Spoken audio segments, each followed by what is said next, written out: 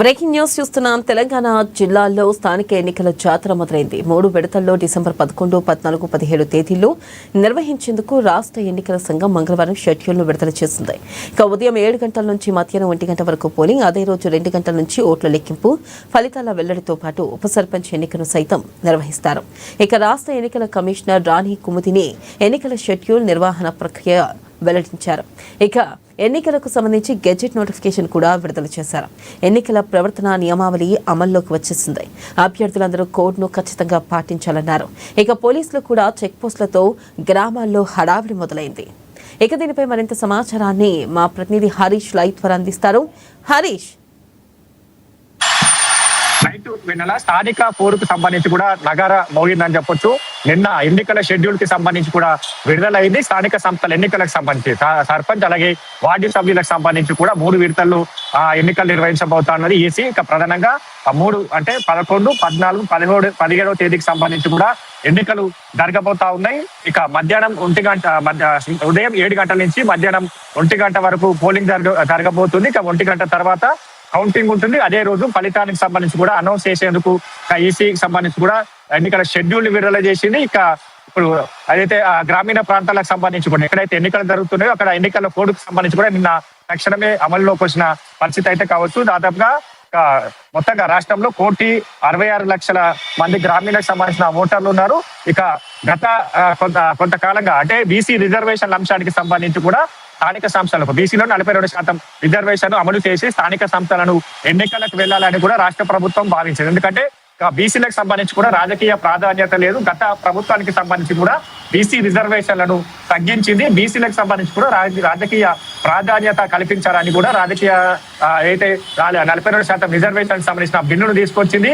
అది హైకోర్టులకు సంబంధించి కూడా అయితే విచారణ కొనసాగిన నేపథ్యం కావచ్చు. దాని రిట్ పిటిషన్ దాఖలు చేస్తారు. ఒకవైపు గవర్నర్ వద్ద ఆర్డినెన్స్ సంబంధించి కూడా పెండింగ్ లో ఉన్నది కాబట్టి ఇక గత కొంతకాలంగా కూడా వాయిదా పడుతూ వస్తున్న పరిస్థితి అయితే కనిపిస్తా ఉంది. ఇక నిన్న సంబంధించి కూడా రాష్ట్ర ప్రభుత్వం కీలకమైన నిర్ణయాన్ని తీసుకుని స్థానిక సంస్థలు ఎన్నికలకు వెళ్లాలని కూడా ఈసీకి సూచించిన నేపథ్యంలో నిన్న ఈసీ ఎన్నికల షెడ్యూల్ కూడా విడుదల చేసిన నేపథ్యం అయితే కనిపిస్తా ఉంది. కాబట్టి మొత్తంగా 31 జిల్లాలకు సంబంధించి కూడా 12,760 గ్రామ పంచాయతీలోనే 1,13,534 సంబంధించి కూడా వార్డు స్థానాలకు ఎన్నికలు జరగబోతున్న నేపథ్యం అయితే కనిపిస్తా ఉన్నది. కాబట్టి ఇక మూడు దఫాల్లో ఎన్నికలు జరగబోతా ఉన్నాయి. ఇక ఈ ఎన్నికలకు సంబంధించి కావచ్చు నిన్న 27 నుంచి కూడా ఇప్పుడు ఏదైతే ఈ నామినేషన్ సంబంధించి కూడా ప్రక్రియ కొనసాగుతున్న నేపథ్యం అయితే కనిపిస్తా ఉంది. ప్రధానంగా గ్రామీణ స్థాయి ఓటర్లు అంటే ఖచ్చితంగా ఎన్నిక ఇప్పుడు కీలకమైన ఎన్నిక అని చెప్పొచ్చు. ఎందుకంటే ఈ ఎన్నికలకు సంబంధించి కూడా పలు పార్టీలు అంటే ప్రధాన పార్టీలకు సంబంధించి కూడా కీలక మలుపు తిరిగే అవకాశాలు అయితే కనిపిస్తా ఉన్నాయి. ప్రధాన 3 పార్టీలకు సంబంధించి కూడా ఎన్నికలకు సన్నిద్ధమైన పరిస్థితులు అయితే కనిపిస్తా ఉన్నాయి. కాబట్టి మొత్తంగా ఈ కీలకంగా డిసెంబర్ 11, 14వ తేదీ అలాగే 17వ తేదీకి సంబంధించి కూడా ఇది ఎన్నికలు జరగబోతున్న నేపథ్యం అయితే కనిపిస్తా ఉన్నది. కాబట్టి ఈ నెల 27 నుంచి కూడా నామినేషన్ల స్వీకరణ కార్యక్రమం ఉండబోతుంది. ఇప్పటికే జిల్లాలకు సంబంధించి కూడా చెక్ పోస్టులను ఏర్పాటు చేశారు. ఎన్నికలకు సంబంధించి బ్యాలెట్ బాక్సులు కావచ్చు అలాగే మిగతా సంబంధించి కూడా అక్కడ అబ్జర్వర్లు మైక్రో అబ్జర్వర్లతో పాటుగా పూర్తి స్థాయిలో సిబ్బందిని ఈసీ అలర్ట్ చేసింది. పారదర్శకంగా ఎన్నికలు జరగాలి, ఎన్నికల నియమావళి ప్రకారం కూడా రాజకీయ పార్టీలను ప్రవర్తన నియమాలు పాటించాలని కూడా ఈసీ ఆదేశించిన నేపథ్యం అయితే కనిపిస్తా ఉన్నది. కాబట్టి ఇక స్థానిక పోరుకు సంబంధించి కూడా ఇప్పటికే రాజకీయాల్లో కూడా దుమారం రేగుతున్న పరిస్థితి అయితే కనిపిస్తుంది. ఒకవైపు అలాగే హరీష్ ప్రధానంగా చూసుకున్నట్టయితే ఇటు స్థానిక సంస్థల ఎన్నికల్లో కూడా కాంగ్రెస్ సత్తా చాటే అవకాశాలు ఉన్నాయంటారా? రైట్, ఖచ్చితంగా. ఎందుకంటే కాంగ్రెస్ పార్టీకి సంబంధించి కావచ్చు, కాంగ్రెస్ ప్రభుత్వానికి సంబంధించిన పథకాలు తీరుతెన్నులంతా కూడా గ్రామీణ ప్రాంతాల వరకు చేరాయి. ముఖ్యంగా ఎప్పుడైతే కాంగ్రెస్ పార్టీ అధికారంలోకి వచ్చిందో రైతు భరోసాకు సంబంధించి రైతు రుణమాఫీ కావచ్చు, 2 లక్షల రుణమాఫీకి సంబంధించి కూడా ఏకకాలంలో గ్రామీణ ప్రాంతాలకు సంబంధించిన రైతులకు అందింది. గత 10 ఏళ్లకు సంబంధించి కూడా రుణమాఫీ సక్రమంగా జరగలేదు.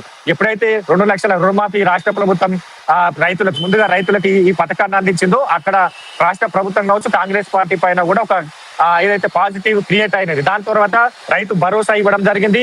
దాని తర్వాత సన్న వడ్లకు సంబంధించి కూడా 500 బోనస్ ఇవ్వడం జరిగింది. ఇక మద్దతు ధరకు సంబంధించి కావచ్చు, ఎప్పుడైతే తడిసిన ధాన్యానికి సంబంధించి కూడా మద్దతు ధర ఇస్తూ కూడా రాష్ట్ర ప్రభుత్వం ఆ ధాన్యాన్ని సేకరించింది. మరోవైపు రైతు భరోసా అలాగే మహిళలకు సంబంధించి 500 గ్యాస్ సిలిండర్లకు సంబంధించి కావచ్చు, ఆ ఇందిరమ్మ ఇళ్ల పంపిణీకి సంబంధించి కూడా అత్యధికంగా గ్రామీణ ప్రాంతాల పేద ప్రజలకే ఇందిరమ్మ ఇల్లు దక్కాయి. దాంతో పాటుగా 500 గ్యాస్ సిలిండర్ కావచ్చు, 200 యూనిట్ల వరకు ఉచిత విద్యుత్ కావచ్చు, 10 లక్షల ఆరోగ్యశ్రీ అప్గ్రేడ్ కావచ్చు, మిగతా సంబంధించి కూడా పలు సంక్షేమ పథకాలు గ్రామీణ ప్రాంతాల్లో తీసుకొచ్చింది. ఇంకా ఆ గ్రామీణ ప్రాంతాల్లో 10 ఏళ్ల నుంచి కూడా కుంటుపడ్డ పాలన కావచ్చు, ఎక్కడైతే సక్రమంగా రోడ్లు లేవు ఆ ప్రాంతాల్లో కూడా అక్కడ స్థానిక ఎమ్మెల్యేలు ఇక రాష్ట్ర ప్రభుత్వానికి సంబంధించిన అసెంబ్లీలో చర్చించిన తర్వాత మొదటి శాసనసభ తర్వాత గ్రామీణ ప్రాంతాల్లో రూపురేఖలు మారిపోయిన పరిస్థితులు అయితే కనిపించాయి. అక్కడ సంక్షేమం ఒకవైపు ఆ పథకాలకు సంబంధించి కూడా ఆ గ్రామీణ ప్రాంతాలకు చేరాయి కాబట్టి ఆ ప్రాంతాల ఇప్పుడు ఆ కాంగ్రెస్ పార్టీ పైన కూడా అక్కడ రైతులు కావచ్చు, మహిళలు కావచ్చు, ఇక నిరుద్యోగులకు సంబంధించి కావచ్చు, వాళ్ళకి సంబంధించిన 60,000కు పైగా కూడా ఉద్యోగాల భర్తీ చేసింది కాబట్టి అక్కడ ఆ నిరుద్యోగులకు సంబంధించి కూడా రాష్ట్ర ప్రభుత్వం పైన కూడా కాంగ్రెస్ పార్టీ పైన కూడా ఒక పాజిటివ్ అయితే ఉన్నదని చెప్పొచ్చు. దాని తర్వాత మొన్న సంబంధించి కూడా ఇందిరమ్మ చీరల పంపిణీ, అలాగే వడ్డీ లేని రుణాలు మహిళలకు అందించింది. ముఖ్యంగా మహిళలు, రైతులు సంబంధించి రాష్ట్ర ప్రభుత్వం కీలకమైన సంక్షేమ పథకాలను తీసుకొచ్చింది. ఆ పథకాలకు సంబంధించి కూడా లబ్ధిదారుల వరకు చేరాయి. రాష్ట్ర ప్రభుత్వానికి సంబంధించి ఇప్పుడు ఆ గ్రామీణ ప్రాంతాల్లో కాంగ్రెస్ పార్టీకి ఒక పాజిటివ్ క్రియేట్ అయింది కాబట్టి ఇప్పుడు ఈ ఎన్నికలు జరుగుతున్న నేపథ్యంలో ఖచ్చితంగా కాంగ్రెస్ పార్టీ అయితే ధీమా వ్యక్తం చేస్తుంది. ఆ గ్రామీణ ప్రాంత ఓటర్లంతా కూడా తమ సంక్షేమం వైపే ఉన్నారు. 10 ఏళ్లకు సంబంధించి కూడా వాళ్ళకు ఏదైతే పథకాల లబ్ధి దొరకలేదు, కాంగ్రెస్ ప్రభుత్వం వచ్చిన తర్వాత ఆ లబ్ధి చేకూరింది. ఖచ్చితంగా మహిళలకు ఏదైతే ఉచిత బస్ ప్రయాణానికి సంబంధించి కావచ్చు, ఆ అంశానికి సంబంధించి కావచ్చు, అన్ని కీలకమైన పథకాలు గ్రామీణ ప్రాంతాల ప్రజలకు అంటే మెజార్టీగా వాళ్ళు యూజ్ చేసుకోగలుగుతున్నారు. మెజార్టీగా వాళ్ళు దాని ద్వారా లబ్ధి పొందుతా ఉన్నారు కాబట్టి ఖచ్చితంగా గ్రామీణ ప్రాంత ఓటర్లు అయితే ఆమె వైపే ఉన్నారని కూడా కాంగ్రెస్ పార్టీ నేతలు చెప్తున్నారు. మెజార్టీ గ్రామస్థ పంచాయతీలను ఏకగ్రీవం చేయాలని కూడా కాంగ్రెస్ పార్టీ ఆలోచనలో ఉన్నది. ఎందుకంటే అక్కడ సంబంధించి కూడా మెజార్టీగా ఏకగ్రీవం చేసుకొని వచ్చే ఏదైతే ఎన్నికలకు సంబంధించి కావచ్చు, జిహెచ్ఎంసీ ఎన్నికలకు సంబంధించి కావచ్చు, ఇక కాంగ్రెస్ పార్టీకి తిరుగులేదు.